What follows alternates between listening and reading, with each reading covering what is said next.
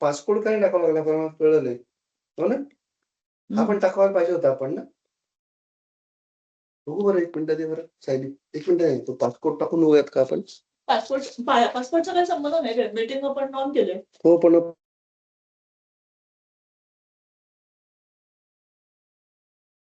Good afternoon, all of you. On behalf of the Professional Development Committee of the Western India Regional Council, I welcome all of you for the today's webinar series on the cost audit Nanasatra. Today is our 5th session, Sugar and Industrial Alcohol Industry. Our today's speaker, CMA Neha Bhagwat Madam. I welcome ma'am. She is a fellow member of the Institute of Cost Accountants of India, also CGMA CIMA UK, Qualified Company Secretary, and a SAP Certified Application Associate.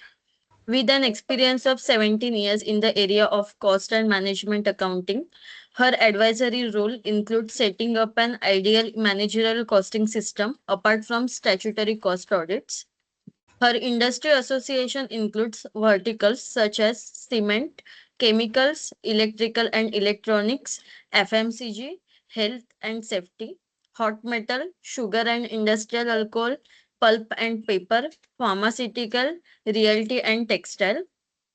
Also, she carries advisory expertise on costing mechanism in pharma packaging, tools and engineering, logistics, and SAP ERP upgradation. I welcome madam Thank and you. request ma'am to kindly start the session, please. Yeah. Okay.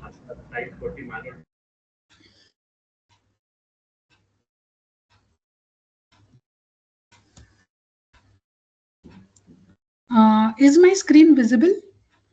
Yes, ma'am. It's And visible. I'm audible clearly also? Yes, yes. Okay. Good evening, everyone. At the outset, I would like to thank WRC for giving me a platform to share my views on sugar and industrial alcohol. While I would slightly touch upon the cost audit related areas towards the latter part of my presentation, my current focus will be to bring out the evolution of a sugar industry from where it was to what it is. Sugar industry, once a single product, a public essential commodity, has now transformed due to emergent opportunities, both regulatory driven and morally adopted, and has given rise to multiple joint products during its journey. While joint product as a scope emerges, it requires number one, appropriate accounting of joint products. Number two, due credit for the effort to the main product. And thirdly, it enables exercise control to optimize resource usage. Appropriate cost accounting adhering to costing principles and standards across the said joint products would harmonize to give a true and fair view and enable decision making avenue on profitability or make a product or discontinue a product decision. So I would begin with, as I said, the whole journey which sugar industry took right from its inception as a part of green revolution and today where we stand, and how we as a cost and management accountants present an indicator by adopting appropriate and adequate accounting of all the products that emerges and how it can help in decision making, primarily to ensure each product, that is the main and joint product, stand economically viable and profitable as well as the individual profit center subject. Let me start. Any questions in between or later will be addressed. It is my kind request that questions be a part of last session subject to the participants' need, and I shall proceed now. I will begin with a brief overview of the evolution of sugar and industrial alcohol to current day. Sugar was historically called as white gold because it was an extremely valuable, high profit luxury item reserved for nobility in Europe between the 17th and 19th centuries. This nickname highlights its massive economic importance, driving colonization and the transatlantic slave trade to meet high demand. Sugar crystallization has its root back to the Gupta dynasty. Later on, it spread to the Middle East and then Europe, where it was initially considered as a luxury spice or medicine and not as a food. Then comes the plantation era, roughly between 16th to 18th century, By this time, sugar had become the world's most valuable commodity, notably known for driving the global slave trade in the so-called sugar colonies. While in the industrialization in the 19th century, there was a shift from forced labor to the mechanical power driven factories. With the introduction of steam mills, vacuum pans, centrifuge, this became a roadmap towards the mechanization. During the war with Britain, when Britain blocked sugar trade with France, Napoleon funded the development of beet sugar. Now this has given rise to new competitor, that is the sugar beet. So now cane has got a new competitor, beet. Sugar had become a geopolitically tool heavily regulated by quota and trade agreements. While production moved towards massive industrial scale, green revolution in crane breeding programs, these were mainly initiated in India, Java, and Brazil, created noble canes. This resulted in a high yielding, disease resistant varieties that allowed tropical nations to regain dominance over the European beet producers. In 1975, Brazil launched the pre-alcohol program in response to the oil crisis. This was the first global move to treat sugar mills as biorefineries, capable of switching product between food that is in the form of a sugar and fuel that is in the form of alcohol, which was based on market prices. Today, in the 21st century of sustainability and the circular economy, the sugar sector is defined by its role in the green economy and focus on the total biomass utilization. Now that we have seen the evolution of sugar worldwide, let us look into the journey of sugar in India.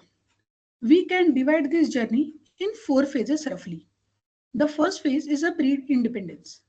First modern sugar mills were established in the state of Uttar Pradesh and Bihar by British. These mills were purely focused on extraction of sugar. The conservative approach as we see today was not followed, where the joint products were treated as waste. The next major phase was the cooperative wave. Padmashri Vittalrao Vikhe Patil started the first cooperative sugar factory.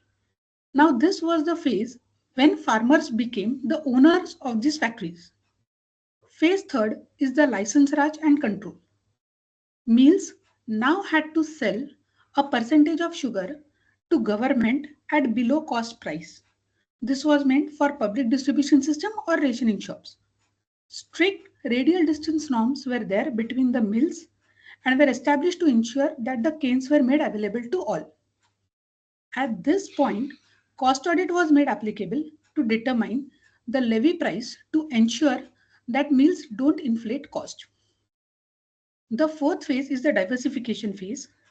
In 2012, Rangarajan Committee recommended abolition of levy sugar and release mechanisms. The conflict between fair remunerative price and state advised price became the major variance in raw material costing. Here, we saw the introduction of the concept that cane price should not be linked only to the revenue from sugar, but also it should be connected to its joint or byproducts. As the sugar sector is defined by its role in the green economy and a focus on total biomass utilization, let us now see the evolution of industrial alcohol from global and Indian context. So this journey is from spirit to solvent to fuel. In pre-1990, alcohol was primarily for consumption only. Industries had a very limited use that was meant only for being a solvent. Now during the World War, there were demand for smokeless guns and that required a massive amount of acetone and ethanol. This turned alcohol into a strategic defense material, which was originally considered as a waste. Then comes the Brazilian miracle in the 1970s. Following the oil crisis, Brazil launched the Pro Alcool program, as was discussed earlier as well. They had designed cars that would run on ethanol. This established the global benchmark for sugar ethanol integration. Now, from the Indian context, we can say this was the byproduct revolution. Pre-1990, molasses was a pollutant, a waste. Sugar mills at times would pay people to take it away and dispose of. Distilleries were set up primarily to utilize this waste to manufacture potable liquor. Then there was a chemical era.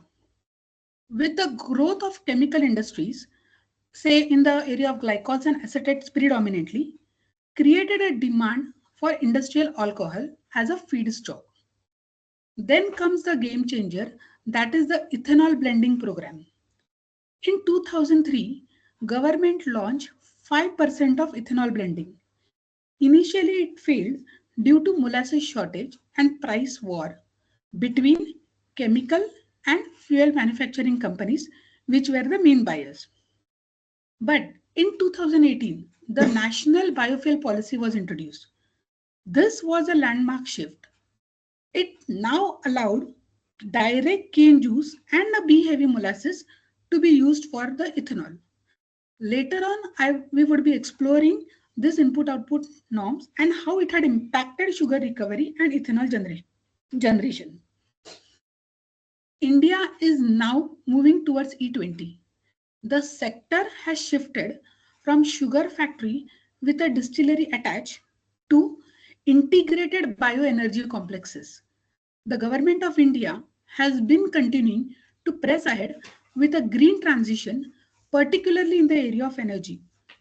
The ethanol blending program achieved a 20% blend 5 years in advance of the earlier target of 2030.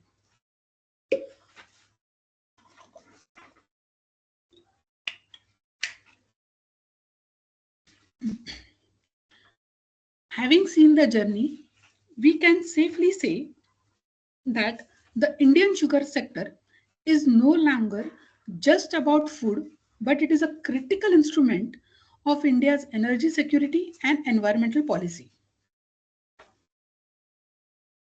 The above evolution journey can be briefly summarized as is illustrated in this slide. Historically, cane processing had a singular goal, that is producing sugar. The traditional method or model left significant value on table, treating byproducts as a disposable problem rather than a revenue stream. Whereas in the modern approach, if we see, cane is not just a source of sugar, but a central resource hub where every component is being utilized. It is also environmentally superior, reducing waste and contributing to the green energy. By diversifying from a single product, that is sugar, to a multi-output, be in the form of energy, fuel, industrial gas, the business model is more robust against market fluctuations.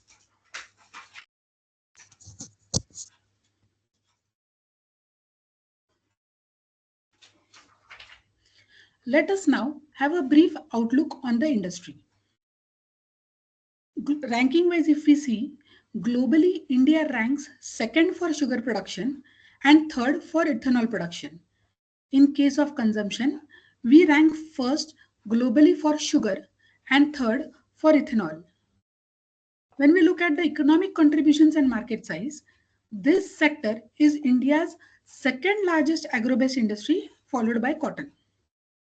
Contribution to GDP currently is around 1.1%. The sector valuation is approximately 1.50 to 2 lakh crores, which is supporting 50 million farmers and 5 lakh direct mill workers. With respect to trade dynamics, the exports are restricted to ensure domestic availability. So hence, quota-based export is practiced as emphasis has been laid on ethanol generation. As far as imports is concerned, it's quite negligible. So we are near to being a self-sufficient. Now let's look into the further growths and projections. The CAGR is expected to grow annually at a rate of 5 to 7%, driven mainly by ethanol and industrial demand. The industry has shifted to a decoupled revenue model, transiting from single output to diversified sugar ethanol power output. Government is now encouraging a shift from molasses to grain-based ethanol production, ensuring year-round supply of ethanol. This would enable reduction in carbon emissions and curb on crude imports and aid the government's green initiative. So to conclude, over the years, the sector has transformed from primary feedstock to the nation's energy alternative. Now, I would like to move on to show you in brief the manufacturing process flow. As represented, a modern sugar integrated mill comprises of three distinct complexes or profit centers, that is sugar, cogeneration and distillery. Noteworthy fact about integrated mills, mills from southern India were the first to move towards an integrated layout, simultaneously producing sugar, alcohol and electricity right from the scratch.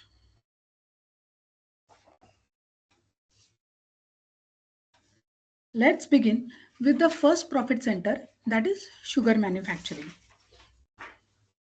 This slide is illustrating the end-to-end workflow of a modern sugar processing plant. We start with raw sugarcane harvesting, that can be seen on the top left, and follow the transformation through extraction, purification and crystallization to arrive at our final products, that is sugar and molasses. On the top left, we see intake and preparation. The process actually begins with the transportation of the harvested cane. Time is of the essence here because once cut, cane quality degrades rapidly. Upon arrival, the cane is weighed on a weighing bridge.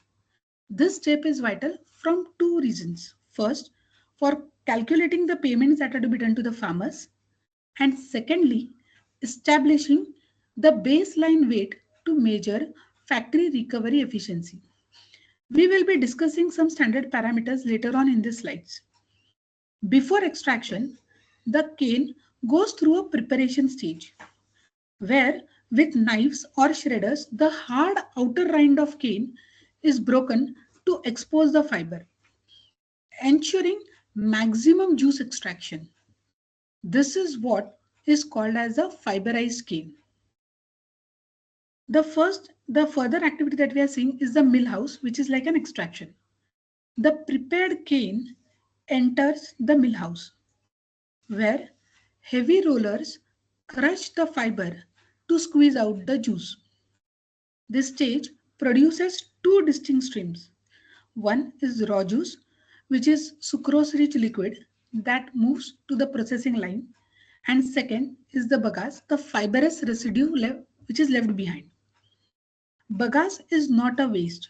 It is typically used as a fuel in boilers to generate steam and electricity, often making the sugar plant energy self-sufficient. Next is the process of purification and evaporation. The raw juice is acidic and opaque. It is treated with lime and sulfur to neutralize acidity and precipitate into impurities. In the boiling house, heat helps settle these impurities. Now the mixture is again separated into two. One is the clear juice and another is the press mud. Clear juice is the purified liquid which is ready for concentration, whereas press mud is the solid impurities that are being filtered out. This is a useful byproduct which is widely used as an organic fertilizer. The clear juice is then passed through evaporators to boil off the water content, thickening the liquid into a concentrated syrup. To ensure that the high quality white sugar, this syrup undergoes a secondary treatment with the phosphoric acids and flocculants. These now remove the microscopic particles and colorants. The clean syrup enters the boiling or a masquet plan, where it is boiled under a vacuum until sugar crystals are formed. Now this is creating a thick mixture of crystals and liquid called as masquet. This mixture goes into a centrifuge. Centrifuge is basically a spinning machine. The centrifugal force separates the solid crystals from the mother liquid. Now on the bottom right, we can see our final output, that is sugar and molasses. The separated crystals are dried and cooled to become the final commercial sugar. Whereas molasses, the remaining dark thick liquid as shown in the diagram, with you can see that it is again going back to the boiling or the masquet pan. Here it indicates that molasses is often reboiled multiple times to extract every possible grain of a sugar before it is being discharged as a final molasses. This process is a prime example of industrial efficiency and a circular economy. While the primary goal is sugar production, every byproduct is finding a use. Bagasse for power, press mud is used for fertilizer, molasses for alcohol production. So there arises a concept of joint product. Note how every so-called waste product now has become a secondary industrial or agricultural usage product. Most sugar mills are co-generating plants, meaning they are using this bagasse to generate their own electricity and steam, which we will be discussing in our next slide.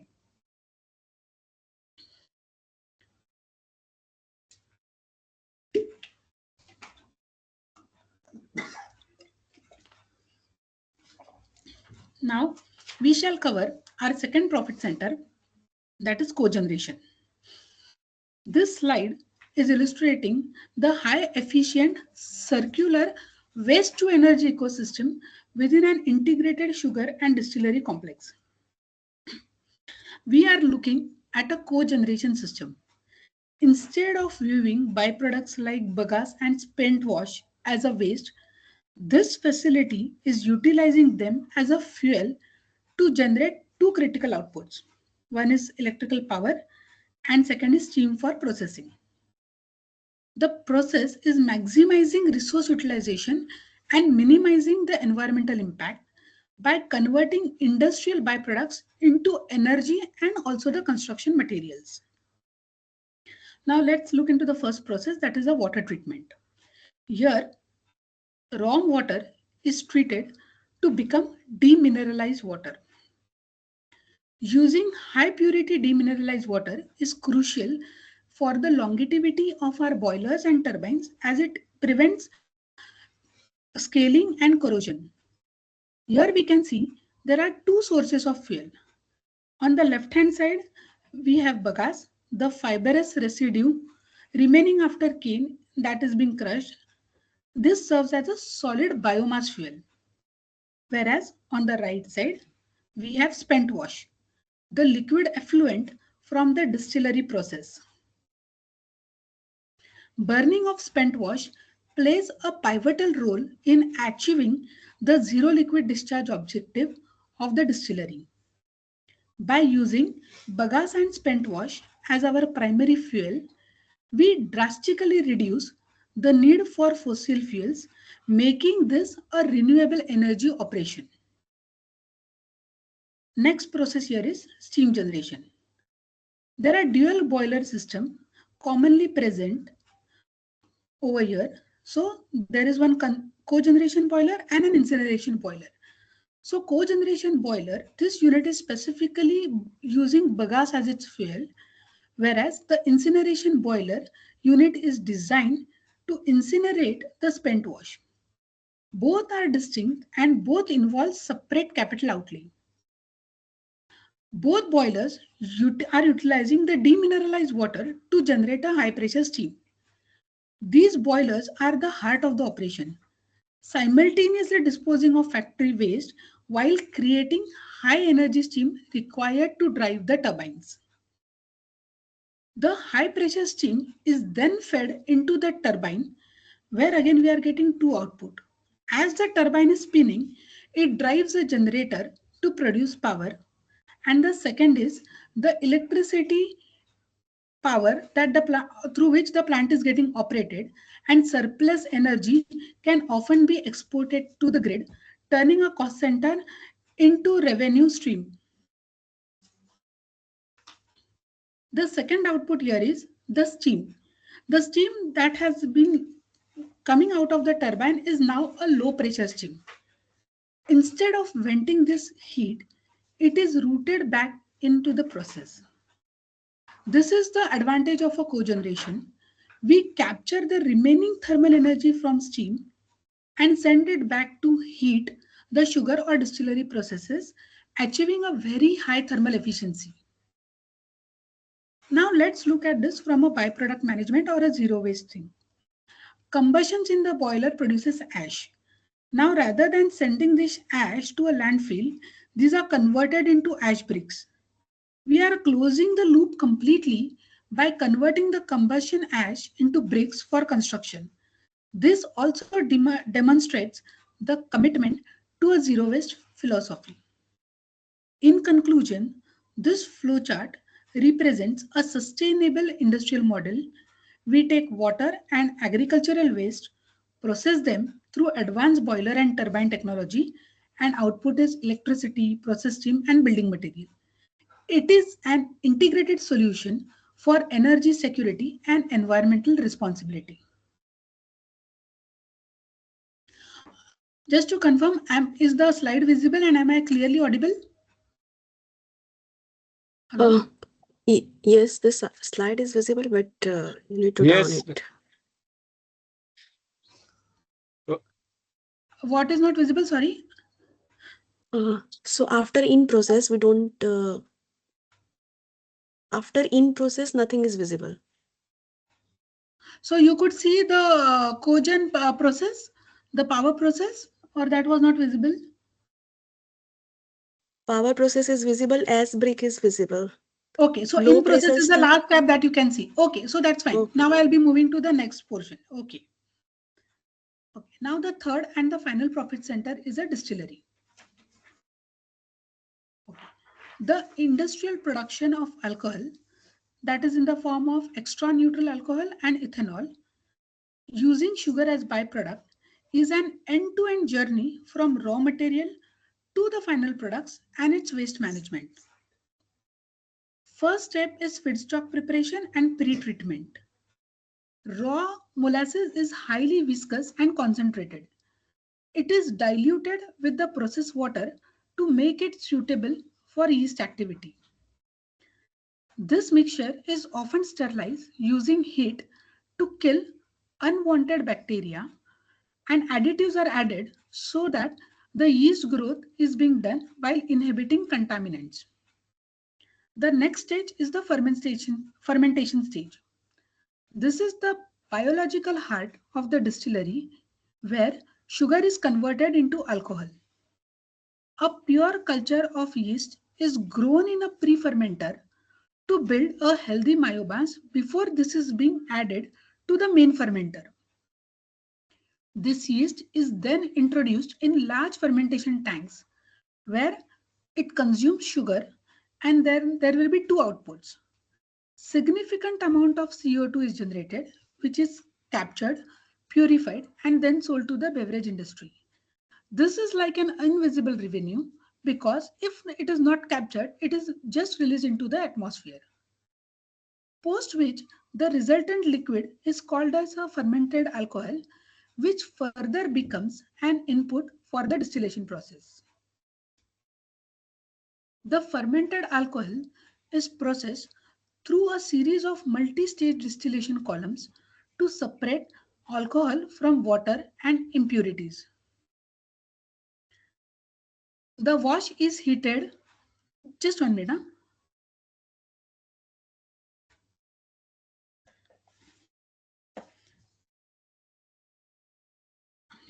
Okay.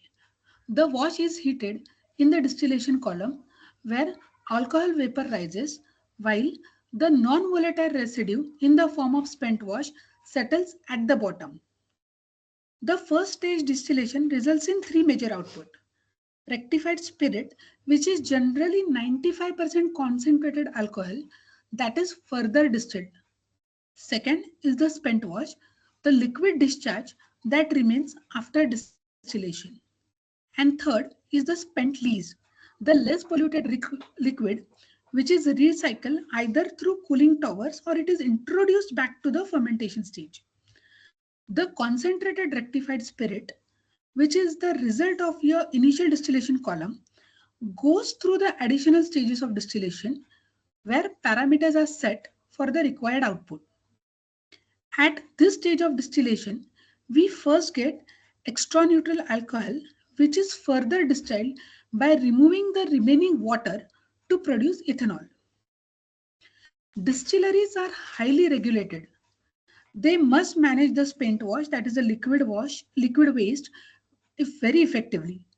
The spent wash is evaporated in a multi-effect evaporator, which is concentrated to reduce volume. This concentrated spent wash is burned as a fuel in the specialized boiler to generate a high pressure steam through incineration boiler, as we had discussed in the earlier cogeneration slide.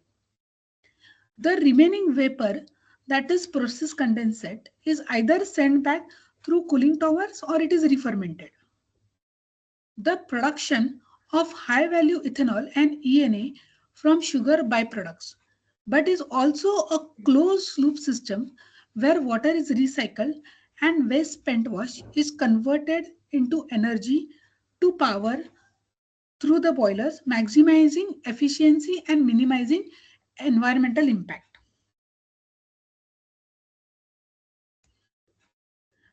Moving forward, let's go through the capacity assessment methodology for each of the value streams. This industry is very peculiar as there are two aspects to be considered while assessing the capacity for each of the profit centers. First is the intrinsic capacity of the assets that are being deployed, and second is the seasonal availability of the cane, which drives the factory operations. Generally, sugar factory commence their production from the month of October to November, and on the basis of cane availability, it runs either till April or May. Running days for distillery will be dependent on the availability of molasses. The syrup-based production will be done only during the season as there is no shelf life for syrup. Cogeneration is operational, balancing both sugar and distillery plants and the requirement of the power and steam. Moving ahead, let us now see representative cost sheets for each of the profit center, starting with sugar, followed by cogen, and lastly distillery. Each cost sheet is being structured in a manner representing the resource consumption, categorizing into inputs, energy, machine, and men, and which is followed by the value chain. So the first process that we saw was cane preparation. So the input cost here would be the cane development, purchase cost, commission, transporting and handling charges. Here there won't be any energy consumption. So directly there will be machines that are being deployed in the form of wagon tippler, crane, chopper, conveyor belts. And corresponding to these machines, the cost incurred would be depreciation, its associated maintenance and consumables. Also, along with this machine cost, there will be also the manpower cost for the people who are being deployed over there. The output that we get at this stage is a fiberized cane, which is then being transferred to the crushing activity. Now, coming to the crushing activity, input is from the earlier process, that is the fiberized cane. Over here, water is being added, and the energy consumed here is power. Machines used here are crusher and the conveyor belt and corresponding manpower costs. So these are the various resource costs that are being considered at this process. So here we are getting a joint product bagasse. This is the same bagasse that is being transferred to the cogen. So corresponding credit impact is given to this activity. And then the output that we get here is called as raw juice, which is then transferred to the boiling house. Coming to the boiling house, the input is the raw juice from earlier process and lime and sulfur. The energy over here is in the form of power and steam. Resources, machine resources here are the boiler and the associated cost, and the manpower, those are being deployed over there. Here again we get another joint product in the form of press mud, which is being sold to the farmers as a fertilizers. And the output for this process is the clear juice, which is being transferred to evaporation stage. Coming to the evaporation stage, here the clear juice from earlier process is the input. In the power is used in the form of energy. Evaporators are being installed, manpower is being deployed. The output that you get here are either transferred to the distillery in the form of syrup, or it is sent to further process into the sugar factory for sugar manufacturing for the clarification process. So just to note here, one of the inputs of the distillery are coming through this process, that is syrup, and this syrup can be sent to distillery only when the factory is operational, that is when the cane is available. The next stage is the clarification. The syrup, you get syrup from earlier process over here. Here you have the machine, that is the boiling pan, and here the output that you get is the masquet. Now this masquet is nothing but the second input that your distillery requires. It could be either in the form of B heavy molasses or C heavy molasses. Okay, I'll just repeat this again. In one of the process, earlier process, we saw one input that is going for distillery is syrup, which is before the clarification stage, and after clarification stage, there is another output in the form of B heavy or C heavy molasses, which becomes your input for the distillery. Now, this massicate is, if you have to make sugar out of this massicate, it is sent to the centrifugal, and in this centrifugal, you get a crystallized form of sugar. Now, these crystals generally come in three sizes: big, medium, or small. So for this activity, energy consumed is power. The machine used is a centrifuge, and these sugar crystals are being collected through sugar hoppers. So corresponding to these machines, there would be cost incurred in the form of depreciation, maintenance and consumables, and also the manpower. Now after this, a naked sugar is being available. That is nothing but the unpacked sugar is available. So along with this, if there are any other factory support costs, that would be added here. So now we have a cost of a total unpacked sugar. Now we come to the last process, that is the packing of the sugar. The unpacked sugar is coming here through the hoppers, and it is either being packed in the PP bags or the gunny bags. Power is consumed in the form of energy. The machines here are basically the packing machines and the conveyor belt, and the manpower are being deployed here. After adding the post-factory cost, we would get a total cost of packed sugar. So this is a process flow of the sugar cost sheet. Now let's move on towards the cogeneration cost sheet.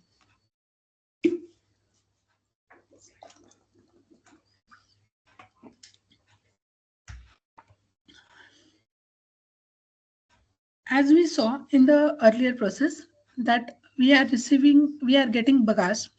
This bagasse is the first input for your cogeneration.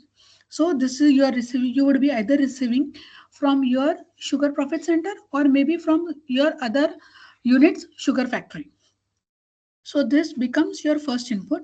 Secondly, if there is still a shortage, then you would go for purchase, and correspondingly there will be a transportation and handling cost to this. The second input that we need here is the spent wash, which we will be taking it from the distillery. This spent wash is also a second fuel, so this would be straight away coming through the pipes of your distillery factory or the distillery premises. Then for the process perspective, the raw water that we have either bought or available with us, that has to be converted into a demineralized water. So while doing this, you need two machines basically, dealkalization machine and demineralization machine, to get an output of a DM water. And this water becomes the source for the steam generation.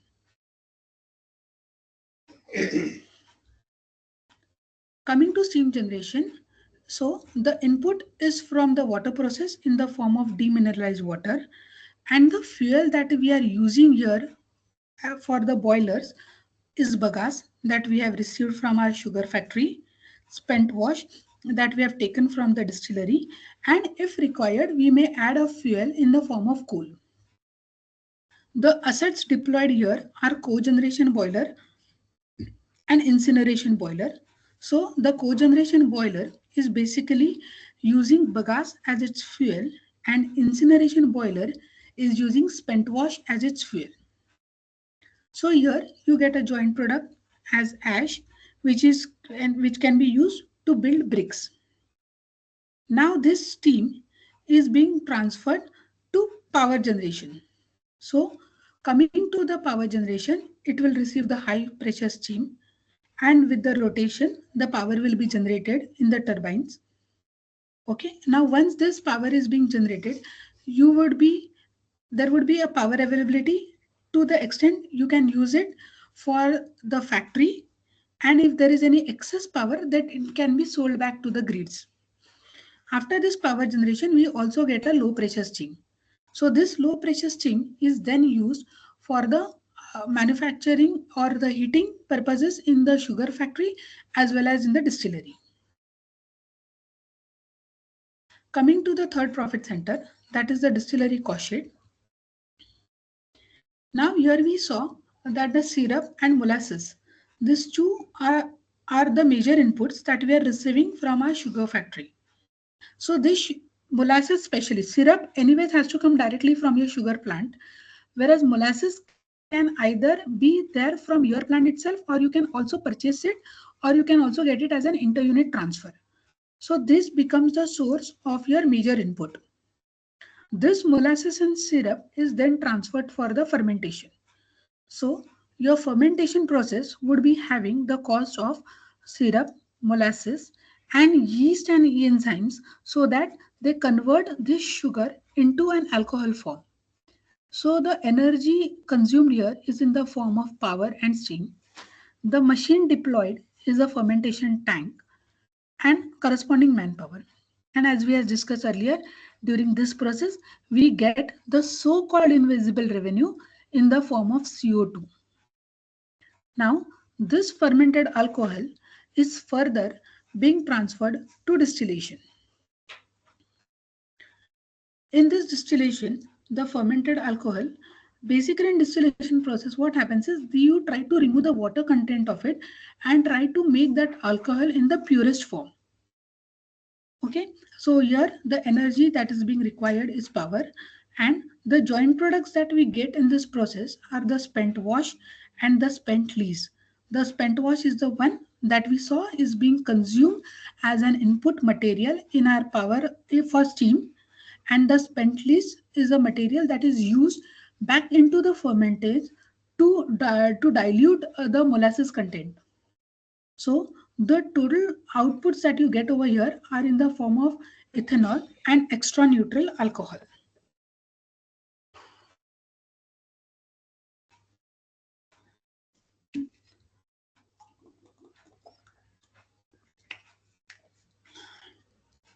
Now, having seen the manufacturing process and flowcharts, I would now focus on the costing related pertinent areas. In the integrated business model of a modern sugar mill, where we are moving from cane to sugar to power and ethanol, cost allocation is not just an accounting exercise. It is the driver of strategic decision making. This slide highlights the 6 critical areas where we can apply rigorous scrutiny. The relevant areas to be focused are joint product costing. Sugar process involves emergent joint products such as molasses in the form of B and C heavy and syrup. Similarly, in case of industrial alcohol, joint product would mean RS, IS, and further intermediate products released, such as CO2 or spent wash. Further, cogen occasions use of high pressure and low pressure steam and necessitates the accounting of low pressure to give due credit to high pressure so as to resort the cost adjustments. Next, if we see for the assessment of inefficiencies, we can look upon the unapplied or unused capacity. When sugar process involves diversion by releasing of syrup, then there is a possible underutilization of assets which needs recognition and due accounting so that the cost of the sugar is true and fair cost and unabsorbed is being recognized at say ethanol level to arrive at a true economic worth. Profitability of such product, needless to mention, rests on appropriate costing of such joint products. Coming to the quality cost, while tracking the cost impact of low sugar recovery, every 0.1% drop in recovery has a massive impact on the bottom line. Quantifying losses due to molasses deterioration in the storage pits or alcohol evaporation losses during distillation and storage. If process corrections are being sought by quality assurance, there would be a repetitive cost incurred which needs to be segregated to keep it as a lead indicator for any further remedy and also not be burdened with normal cost of activity. This process costing is also a value enabler to fix transfer pricing as a divisional performance measurement. As in a divisional performance assessment methodology, cost plus notional profit can be worked out to recognize the return on investment of the plant concerned, engage in the joint product, and transfer to the next receiving unit. Of course, this also extends to value of inventory at an activity level. Should there be an intermediate inventory, so when you want to get into process-based costing identification and accounting of such direct costs, such as material, utilities, and deemed direct in a form of factory support cost, this mechanism shall ensure that there is due adherence to generally accepted cost accounting principles and cost accounting standards and also enable exercise control over operations. Let's now look into the key statistical parameters. So here I'm trying to explain the scenario as to what happens if the sugar syrup is being diverted. It can be used either to manufacture sugar or it can be diverted completely to make alcohol. So in these scenarios, how does the number moves? We will look into that into the next slide. So in the next slide, what we are trying to say is if I'm consuming per ton of cane, my scenario one, I'm diverting this entire syrup to my distillery. In that case, my per ton of cane would give me an output of 720 to 740 kg of syrup. And here, because my entire syrup is being diverted, there would be neither sugar nor molasses.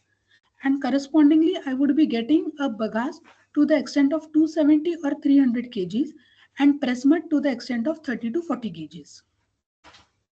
Then there is a scenario 2 where we are generating B heavy molasses.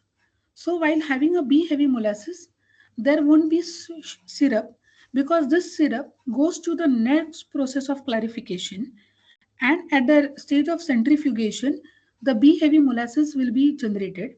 So my 1 ton of cane would approximately give me 95 to 100 kg of B heavy molasses. 60 to 75 kg of B heavy molasses, 95 to 100 kgs of sugar. And my bagasse would be same 270 to 300 kgs and press mud would be 30 to 40 kgs. My scenario C is a C heavy molasses, whereby my sugar production would be per ton basis 110 to 115 per kg. Molasses would be 40 to 45 kgs. My bagasse would be 270 to 300 kgs and press mud back to 30 to 40 kgs. Now here what we can see is, if we see specifically between scenario B and scenario C is, the more you clarify or centrifuge, the molasses, as we had also seen our process chart, you will get more of the sugar production, because from the masquerade liquid that we have, we are trying to extract maximum sugar out of it. So in the column of sugar, we can see that when we are having a B heavy molasses, the sugar production is less compared to C heavy, and vice versa in the case of molasses. So depending on the market situation or the government norms for sugar, company generally decides whether they would like to go with B heavy or C heavy. After sugar parameters, let's now look into the cogen parameters. So here, with my 1 ton of bagasse consumption, we get nearly 2 to 2.5 tons of steam. With my 1 ton of spent wash consumption, we would get 1.5 to 1.8 tons of steam. With my 1 ton of steam consumption, I would get 140 to 190 kWh of power. With my uh, For my 1 ton of sugar production, I would need 300 to 500 kWh of power. Similarly, for distillery, for 1 liter of my alcohol, I would need zero point 0.4 to zero point 0.6 of power. Next are the distillery parameters. Here again, we have these three scenarios back. Scenario A, B, and C. Scenario A, whereby we saw that the entire syrup is going for ethanol generation, whereby we are not producing sugar at all. So in this case, we can clearly see that there is ethanol generation at a higher scale. So this output that we are seeing is in respect to per ton of cane. So if there in scenario 1, if we are producing syrup, then we would get an ethanol to the extent of 70 to 75 liters. In B heavy, it would be 20 to 22, and whereas in case of C heavy, it would be 10 to 11. The spent wash generation in all these three scenarios will be for syrup 3000 to 3500 liters, for B heavy 2400 to 2800 liters, for C heavy 2200 to 2500 liters. As far as the CO2 is concerned, it would be approximately 280 to 320 kgs. For B heavy, it would be 230 to 260 kgs. For C heavy, it would be 170 to 190 kgs.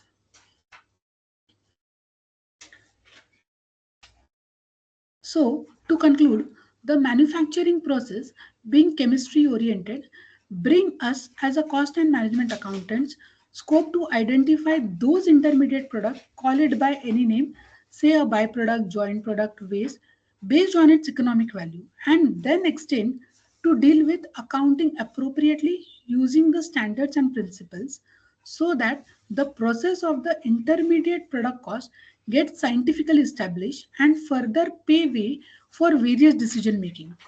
Profitability is one aspect. We are actually validating the economic reality of the integrated sugar complexes. This is helping management see the true cost of the green fuel versus the traditional white gold, that is the sugar.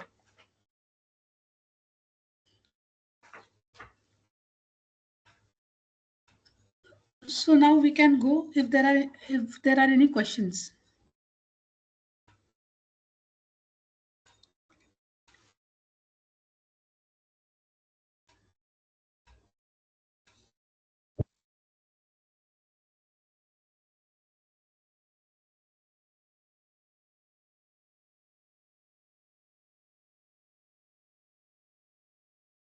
Uh, Ma'am, I have seen the like costing, but how we allocate the indirect overheads here? See, generally what they will have is, these three profit centers would be having their respective cost centers. And as I said, Okay. now those processes like we saw centrifuge or clarification, these cost centers would be defined in their system. So any like machine related cost would be captured at that point of level itself. Okay. So it's a direct cost, but what about the indirect cost? Say suppose if you are saying with respect to your factory accounts or factory HR kind of a thing, like that. Right. So So, in yeah, this case, yeah, what they will do now, they will your have a head of sorry. your head office expenses or See, my head office expenses are my post factory cost, right? So this will be okay. generally on the basis of the sales. Hmm. And generally, your co-generation profit center would their major focus is to make power available to the in-house distillery and cogen. In very few instances, there will be a very small quantity that will be sent back to the grid. Otherwise, generally, the post factory or the head office expenses will be categorized, will be divided only for the sugar factory and the distillery factory, and generally, sales is being taken as their base. Okay. Thank you. Yeah. Madam, how the rate is taken for this credit, like bagas and other inputs to other processes like spent wash? Sorry, I didn't follow you. What you're saying? No, the how the credit given to the bagas credit given to the Acha, the process, Bhagat's rate those and this is rates. okay. These rates are generally the market-driven rates that they take. In case of spent wash, Spent wash, what they do is right now because incineration boiler concept is quite new. Right now, what we have seen is they are taking the process cost and the main for spent less what is being transferred there, spent wash for that per se they don't have any cost. But the MEE plant that is being deployed over there, the assets and the manpower cost is being added to it, and that is being loaded back to the power cost sheet as a input cost.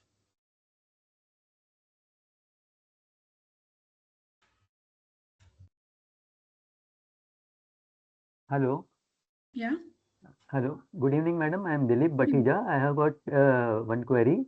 Are Yes, there sir. any industry specific operating expenses which are specific to this industry?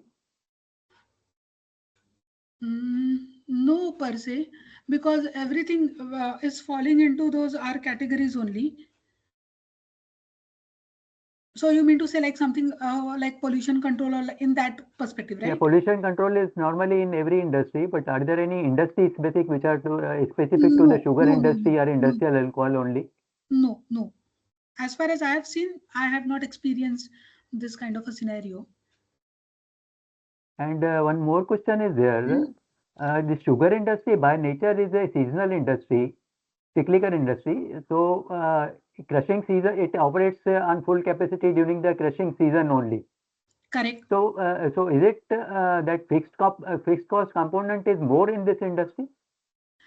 Sir, no. What happens is whenever the plant is being established or planning is being done or the budget is being done, it is always being done considering the seasonality of this industry.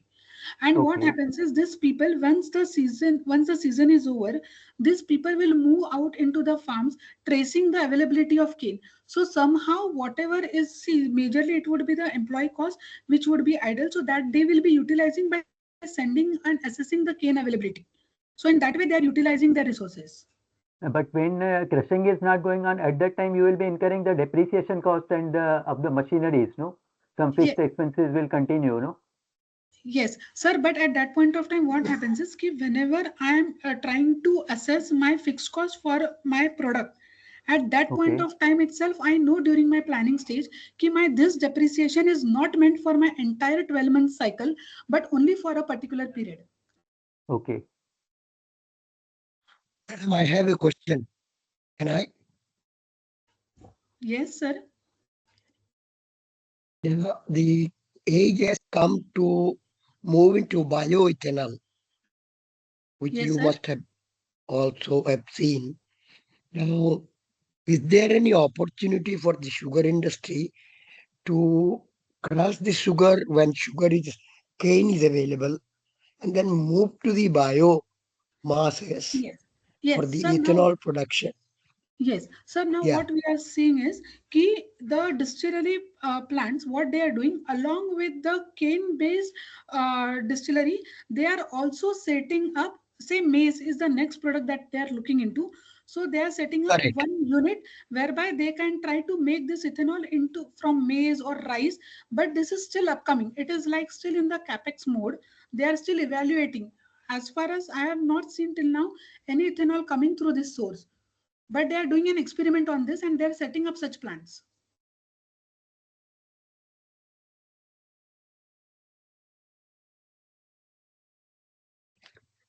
There are industries which have come up which are using other bioresources like bamboo for ethanol. Yes. Okay. Hmm. And then perhaps the uh, husk from the Yes. rice or the wheat are Yes. also helping us to generate in the country to generate bioethanol. Yes, sir. How does it help to the sugar industry to keep themselves engaged throughout the year? Sir, for this, na, they would still have to do a capex investment because the plant setup for this distilleries is not similar to what a cane does. So first they will have to do the capex. Now what the sugar industries have is they basically have this knowledge as to how to convert it into ethanol form. But without capex, this cannot be done. So after doing capex, what they will do along with their sugar-based distillery, next to that they will have this grain-based or bamboo-based distillery plants over there. So over the period of time, the plant will be occupied. So during the season, it will be cane-based. Post cane, they will start using this food grains or bamboo based. Okay, accepted, madam. Well, why I am saying because there are industries like Numaligarh refinery has already commissioned. Yes. Hello, Yeah. Numaligarh refinery has already commissioned a bioethanol plant with Hmm. bamboo as its main source of resources for the Okay. production of ethanol. Okay. Okay. Yeah.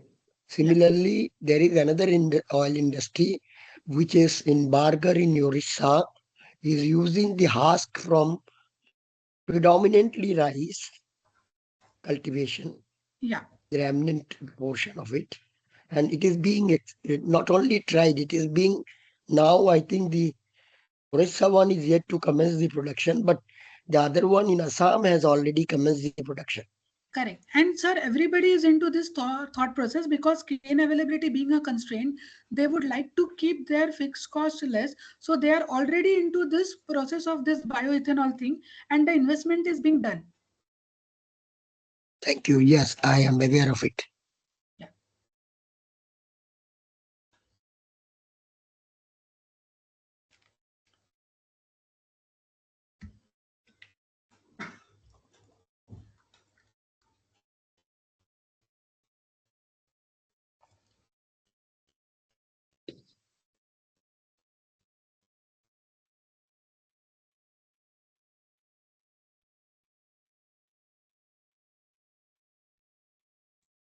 Are there any other questions?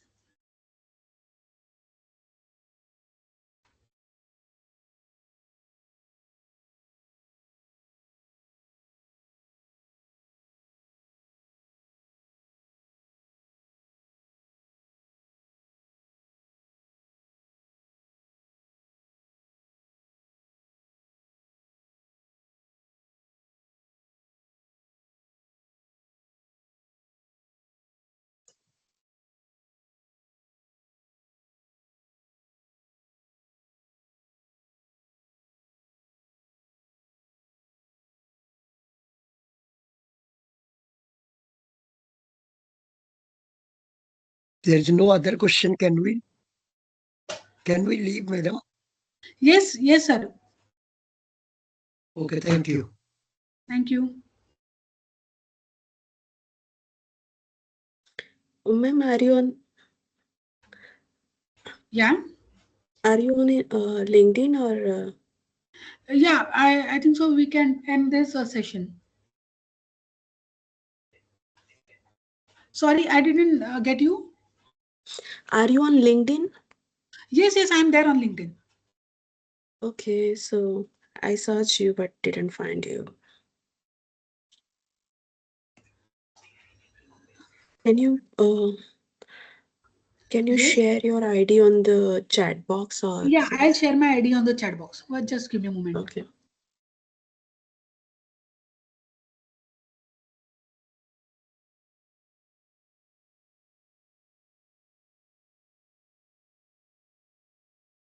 What I'll do, I'll share my LinkedIn this with the WRC, and then maybe you can get it.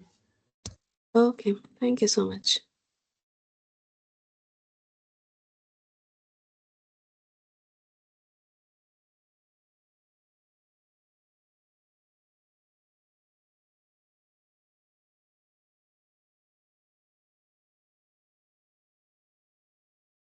Any other questions?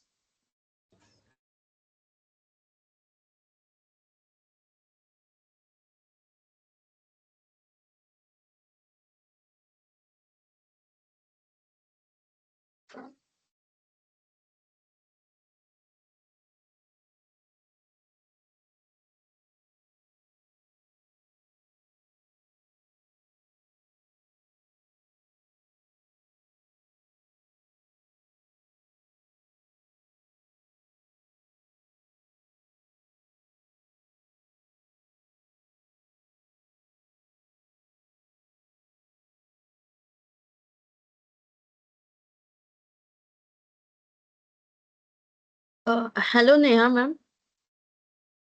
Yes. If there is no other question, then we will conclude the session, ma'am. Yes, madam.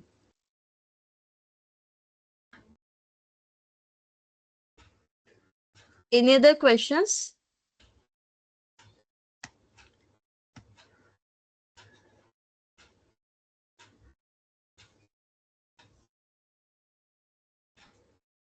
I think, ma'am, there is no other questions. Okay. On Yeah. behalf of the Professional Development Committee of the Western India Regional Council of the Institute of Cost Accountants of India, I extend my heartiest gratitude to Neha ma'am for the wonderful and informative session. And thanks all the participants for participating in the webinar series. Thank you. Now we will officially conclude this session. Thank you, all of you. Thank you, everyone. Thank you. Thank you.